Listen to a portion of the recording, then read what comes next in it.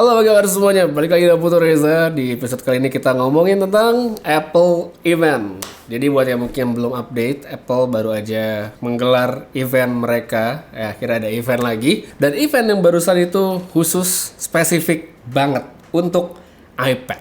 Ya, iPad dapat pembaruan yang cukup signifikan. Namun sebelum saya melanjutkan lebih jauh, kabar duka untuk iPad mini yang ternyata tidak diteruskan sama Apple ya. iPad Air, iPad Pro itu ada pembaruan. iPad mini yang ditunggu-tunggu tidak ada kabarnya. Ya disebutin doang tadi di acara, tapi nggak ada update ya. Jadi cukup disayangkan, padahal menurut saya kalau ada iPad mini yang baru itu bakal seru banget. Cuman mungkin nggak sekarang ya. Ya entah kapan lah nanti dibikin sama Apple. Nah langsung aja, jadi sekarang kita ngomongin apa aja yang tadi dibahas Apple di keynote mereka. Intinya sebenarnya yang besar itu ada dua, yaitu iPad Air sama iPad Pro ya. Dua perangkat ini menjadi highlight di acara tadi karena emang cuma dua itu sih iPad yang dibahas. Jadi iPad Air dulu ya. iPad Air dulu itu mendapat pembaruan yaitu ukuran ya. Jadi ada opsi sekarang ya.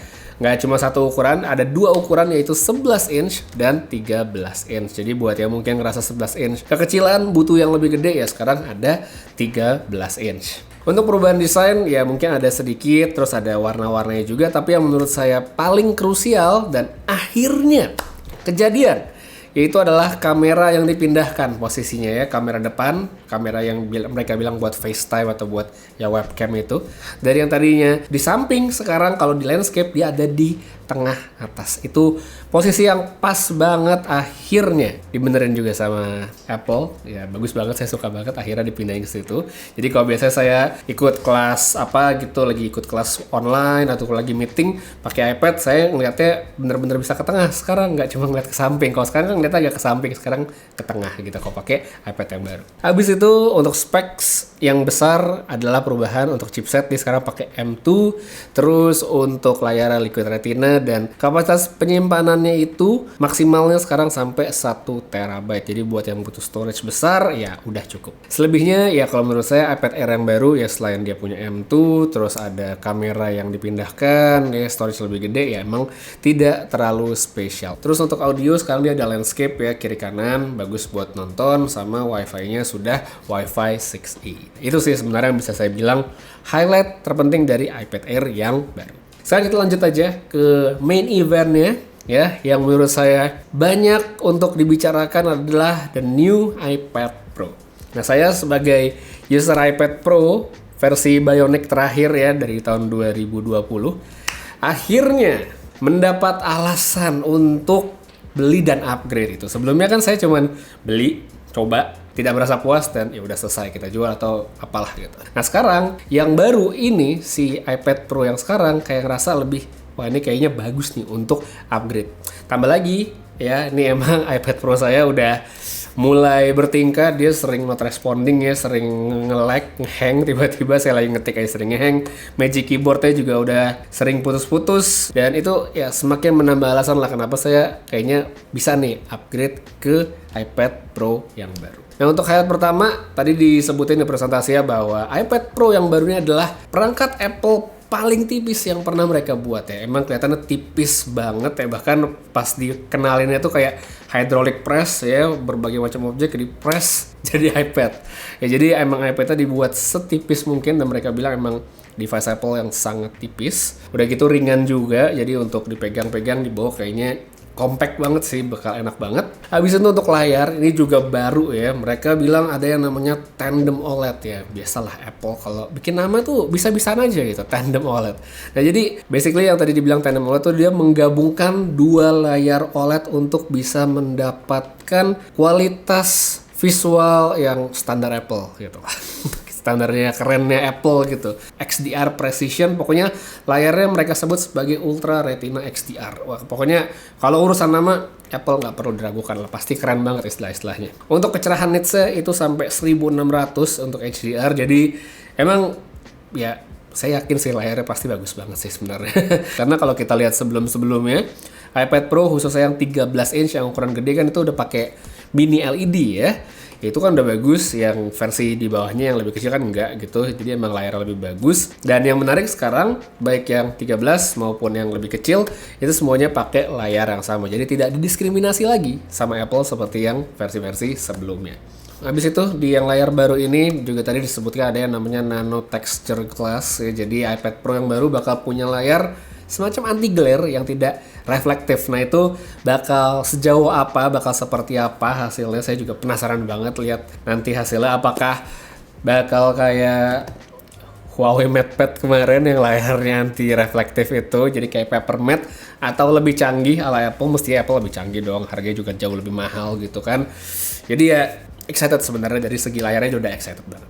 Nah tapi ada yang bikin saya lebih excited lagi, yaitu chipset prosesor. Ya kan orang tadinya mungkin kita berekspek iPad terakhir kan M2, berarti sekarang M3. Ternyata tidak demikian, karena Apple memutuskan kita buang M3-nya, kita lompat ke M4 ya, ke M4 ya, udah M4 aja tiba-tiba. Ini agak aneh menurut saya ya. Jadi saya menimbulkan banyak pertanyaan sebenarnya di kepala saya. Walaupun Apple tadi di presentasinya bilang kalau kita butuh M4 karena ya ini speknya kenceng, layarnya ini itu, jadi butuh tenaga yang lebih lalala itu. Nah, tapi lompat gitu. Saya jadi berpikir apakah M3 mereka itu produk gagal yang tidak sepowerful itu sampai mereka harus pakai chipset baru yang beda sendiri untuk iPad terbaru mereka gitu. Terus kok bisa gitu loh iPad dapat chipset yang lebih kencang, lebih baru dibandingkan MacBook Pro mereka, itu kayak nggak masuk logikanya. Karena ya untuk orang profesional, pekerja profesional yang pakai MacBook, pakai ekosistem Apple, ya core-nya itu kan di MacBook gitu.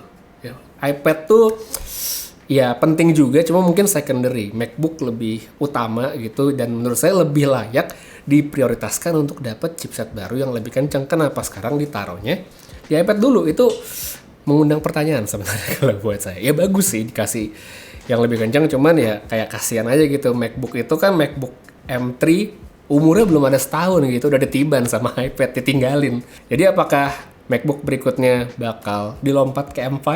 Nah itu juga menarik, bakal ditunggu. Karena kalau MacBooknya dikasih M4, lucu. Masa ketinggalan sama iPad?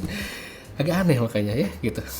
Nah untuk M4 sendiri dia punya 4 performance core, 6 efficient ya. Saya yakin ini bakal kencang banget, tapi saya kayak sedikit trauma sebenarnya dengan iPhone yang ini ya. Tadi kan awalnya saya kira bakal enak banget nih iPhone terbaru untuk main game. Ternyata ya saya main Honka Star Rail aja tidak puas gitu di HP ini, dan lebih seneng pakai Snapdragon gitu pada Android karena berasa lebih lancar. Sedangkan di sini saya merasa kurang maksimal performanya. Jadi walaupun M4 kelihatannya kencang banget ya untuk saya buat gaming gitu, saya tetap mencoba menurunkan ekspektasi. Ya tapi balik lagi kan iPad bukan cuma buat gaming ya, lebih ke produktivitas untuk para profesional. Nah, makanya tadi itu juga dikedepankan sama Apple dengan mengangkat 2 atau 3 apps lah. Dua dulu yaitu Final Cut dan Logic Pro. Final Cut ya saya juga pakai di versi MacBook. Ini adalah aplikasi software editing video yang saya suka sekali ya. Setelah sebelumnya kayak beberapa tahun yang lalu saya tuh tidak ingin beralih dari Premiere Pro, terus akhirnya belajar pakai Final Cut, dan kayaknya saya nggak mau balik lagi ke Premiere Pro gitu kan. Lebih nyaman di Final Cut dan seneng gitu. Dan saya tahu Final Cut bagus, cuma sayangnya tadi di acara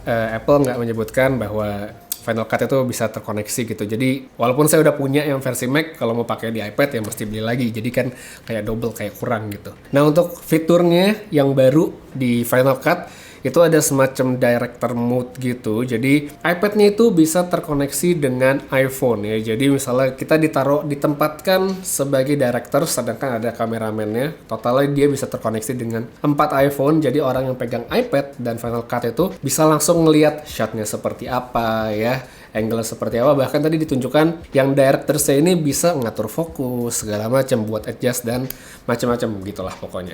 Itu menurut saya memang fungsi profesional yang memang niche ya, tidak semua orang pakai, tapi buat yang kepake bakal keren banget. Habis itu tadi ada Logic Pro juga. Saya nggak pakai Logic Pro karena Logic Pro kan lebih ke software atau aplikasi pengolahan audio ya, saya nggak pakai sebenarnya. Cuma tadi ada satu fitur yang sangat menarik menurut saya, yaitu mereka bisa nge-generate stem. Stem itu jadi buat yang mungkin belum tahu, simpel lagi nih. Jadi kalau misalnya kita mendengar satu lagu gitu ya, satu klip musik gitu, itu kan terdiri atas beberapa parts. Ada vokal, mungkin ada instrumen 1, instrumen 2, instrumen 3. Nah tadi di situ didemokan bahwa Logic Pro ini yang baru ada satu fungsi, mereka bisa nge-breakdown ya. Jadi dengan AI-nya segala macem. Dari satu lagu atau apa klip itu bisa di breakdown vokalnya yang mana, instrumen satu yang mana. Misal ada instrumen yang mungkin kita pingin hapus, ya kita bisa matiin gitu ya. Atau mungkin kita pingin ekstrak vokalnya aja, itu juga bisa. Itu menarik banget sih menurut saya buat mereka yang mungkin emang bener-bener bisa memaksimalkannya, karena itu keren banget. Oke, ya itu dia dari fitur baru yang Final Cut sama Logic Pro. Terus sebelum menutup iPad Pro tadi, yang pas presentasi juga bilang ada sistem kamera baru. Oke lah, mungkin kita kamera nggak perlu spesifik banget ya, megapikselnya segini kita bisa lihat.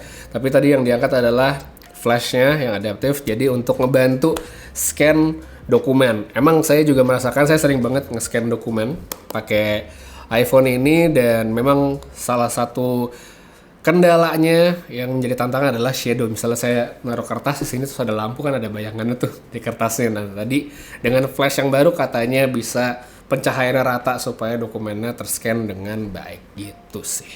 Ya, jadi untuk iPad Pro keren sih ya, keren banget. Saya tidak sabar untuk mencobanya gitu. Saya pengen lihat layarnya bakal sebagus apa, performance-nya sekencang apa. Walaupun saya juga yakin dari pemakaian saya dengan iPad mungkin tidak akan benar-benar bisa memaksimalkan kemampuannya ya, karena saya pakai Final Cut kan juga di MacBook gitu, bukan di iPad. Tapi tetap saya bakal coba, nanti saya akan ya berbagai skenario lah kira-kira gimana memaksimalkan iPad yang baru dari sudut pandang saya. Gitu ya, itu untuk update dari iPad Air sama iPad Pro. Nah, ngomong-ngomong soal iPad, tentu kita juga nggak bisa lepas dari yang namanya ngomongin aksesoris. Ini nggak ketinggalan, dan ada 2 aksesoris baru yang diperkenalkan sama Apple. Yang pertama ada the new Magic Keyboard. Ya, keyboard apa ya? Keyboard mahal lah untuk iPad yang saya suka banget. Saya sama sekali tidak menyesali pembelian ini, walaupun di awal saya ngerasa gila, keyboard iPad doang mahal banget, 5 juta lebih gitu kan. Tapi ternyata setelah saya pakai hampir 4 tahun ini, udah 4 tahun bahkan mungkin, dan ternyata bagus gitu. Saya suka, dan di versi yang baru di-update ya sama Apple untuk layout keyboardnya ditambahin function key. Jadi kita bisa lihat nih di atas angka-angka itu ada tombol-tombol tambahan, itu oke banget. Habis itu keyboardnya juga dikatakan sedikit lebih tipis, dan trackpadnya katanya dibuat selevel trackpad MacBook. Wow, keren sekali kalau bisa dibuat selevel MacBook ya, baik entah ukuran atau dari segi sensitivitas. Karena ya kayak nih, kalau misalnya kita mau lihat ya, trackpadnya Magic Keyboard yang sekarang tuh kecil, cuma segini. Dan feel-nya buat yang udah pernah pakai trackpad MacBook atau mungkin ya Magic Trackpad lah yang terpisah, itu feel-nya beda banget. Ya walaupun sebenarnya sama-sama bagus aja gitu dari segi sensitif segala macam, cuman feel-nya beda banget. Nah, kalau emang bisa dibikin feel-nya berasa kayak trackpad Mac, mantap banget. Habis itu yang penting juga dibuat diketahui, tadi disebutkan kalau selain Magic Keyboard, tentu yang penting juga adalah ini nih ya. Tidak ketinggalan pencil ya. Ada pensil baru namanya Apple Pencil Pro ya. Kalau ada yang biasa, ada yang Pro-nya juga dong kalau dari Apple. Nah, yang baru adalah satu namanya. Terus yang kedua, ini penting nggak penting, tapi menurut saya penting sih ya. Jadi pensil yang baru tuh punya Find My, jadi bisa dicari kalau selip. Itu penting sih menurut saya, karena jujur ini sering banget keselip ya pensil saya yang ini, dan ada Find My. Lucu juga sih, saya penasaran speaker taruh mana ya. Bisa buat bunyiin pensilnya gitu, boleh cari. Habis itu tadi ditunjukin juga ini nih lucu nih. Jadi kalau misalnya pensilnya kita hover ke layar, ini dia ngambang di atas layar, terus kita pencet, kita tekan gitu, dia ada sensornya. Ya, terus dia bakal muncul menu. Tahu nggak menunya kayak apa? Kayak menu Samsung, tahu nggak? Mirip banget. Jadi kalau Samsung kan di Notes gitu, di home screen apa-apa kita pencet tombol kan nanti ada menunya tuh. Nah, itu tadi persis banget ada menunya. Ya bentuknya kipas ya.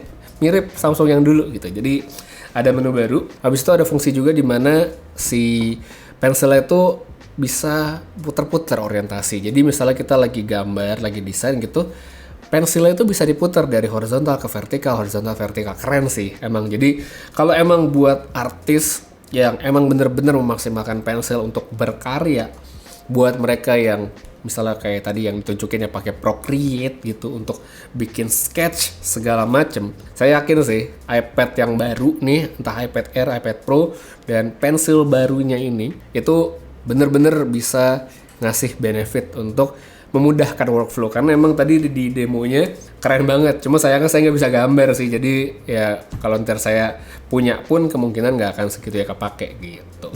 So terakhir seperti biasa kita ngomongin tentang harganya. Ini saya ambil sumbernya dari website Apple negara tetangga saja ke Singapura karena sayangnya di negara kita tidak jadi. Ya, walaupun Tim Cook sudah datang dan ya tidak jadi apa-apa. Apple Academy aja ya, itu pun kabarnya ditarik kemarin ya, entah benar atau enggak ya sayangnya. Pokoknya ekspektasi Apple Store Indonesia nggak jadilah intinya begitu. Jadi kita ambil dari Singapura aja. Untuk iPad Air itu start di 899 Singapura dolar untuk yang 11 inci, sedangkan yang 13 inci itu adalah 1199 Singapura dolar. Habis itu untuk iPad Pro 11 inci 1499 Singapura dolar. Habis itu yang 13 inch itu 2.000 dolar kurang satu ya, segini harganya kalau dirupiahkan. Untuk Pencil Pro itu 199 Singapura dolar, sedangkan Magic Keyboardnya 449 untuk ukuran 11 inch, sedangkan yang 13 inch itu adalah 519 Singapura dolar. Jadi kalau melihat line up di sini ya, misal dari iPad yang saya punya ini kan ukuran Pro yang kecil dengan Magic Keyboard. Anggaplah saya membeli iPad Pro 11 inch ya, 1499 terus ditambah dengan keyboardnya. Yang artinya kalau dikonversi mahal. Jadi ya mahal ya. Jadi ya kalau saya pengen upgrade si iPad ini, walaupun saya bilang di awal menemukan alasan untuk upgrade dari segi specs bla bla bla, wah keren banget, tapi setelah melihat harga mikir juga sih. 23 juta soalnya itu untuk iPad dan keyboard yang spesifikasi rendahnya gitu ya. 23 juta lumayan sekali, belum ditambah pensil. Mungkin saya pensil nggak terlalu butuh ya, tapi kalau pengen komplit ya lumayan sebenarnya gitu sih. Nah jadi kalau menurut kalian dari pengumuman Apple barusan, mana yang paling keren, mana yang menggugah selera kalian untuk upgrade, untuk beli? Silahkan tulisan komen di bawah. Tapi kalau kalian misalnya juga tidak tertarik untuk iPad yang baru, ya tulis aja juga di bawah gitu, nama-nama engagement aja biar rame. Itu dia untuk video kali ini. Terima kasih banyak nonton sampai habis. Putra Reza pamit, sampai ketemu lagi di video berikutnya. Dan seperti biasa, have a nice day.